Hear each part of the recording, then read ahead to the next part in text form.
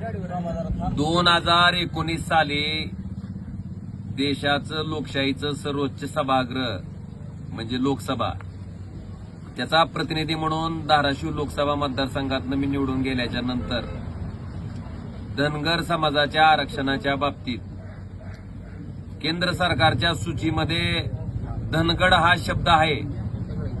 हिंदीमध्ये धनगड आणि मराठीमध्ये आपण त्याला धनगर असं म्हणतो.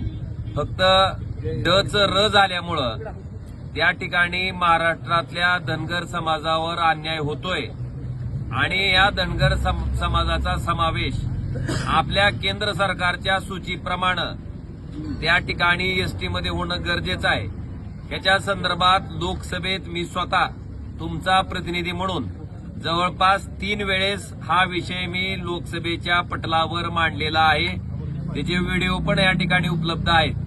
आणि आज जवळपास 13 दिवस झालं जालना या ठिकाणी आपले समाज बांधव 13 दिवसापासनं त्या ठिकाणी आंदोलन करतायत, प्राणांतिक उपोषण करतायत.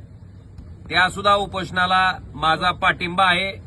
त्याचबरोबर त्या उपोषणाच्या स्थळी जाणं सुद्धा मी माझं कर्तव्य समजतो. पण आपल्या भागात होत असलेल्या अतिवृष्टीमुळं, पुरामुळं आपल्या भागातल्या अनेक शेतकऱ्यांचे प्रपंच उघड्यावर आलेले आहेत. अनेक लोक पाण्यात अडकलेली होती. त्यांना बाहेर काढणं ही सुद्धा इथला लोकप्रतिनिधी म्हणून माझी जबाबदारी होती. ह्या 5-6 दिवसाच्या याच्यामुळं मला तिकडे जाणं झालं नाही. पण निश्चितपणे त्यांच्या आंदोलनात तर माझा पाठिंबा आहेच आहे. आणि आज जमलं तर आजच त्या ठिकाणी त्यांच्या आंदोलनाला समक्ष भेट देऊन मी आमचा पाठिंबा त्या ठिकाणी जाहीर करणार आहे. आणि आपल्या माध्यमातून धनगर समाजातील सर्व समाज बांधवांना मी सांगू इच्छितो की ह्या मागणीच्या बाबतीत आम्ही कायम तुमच्या सोबत आहेत. आणि जोपर्यंत ही मागणी पूर्ण होत नाही, म्हणून तुमचा लोकसभेचा सदस्य या नात्यानं मी कायम तुमच्या सगळ्याच्या सोबत आहे. हे वचन सुद्धा मी आजच्या या आपल्या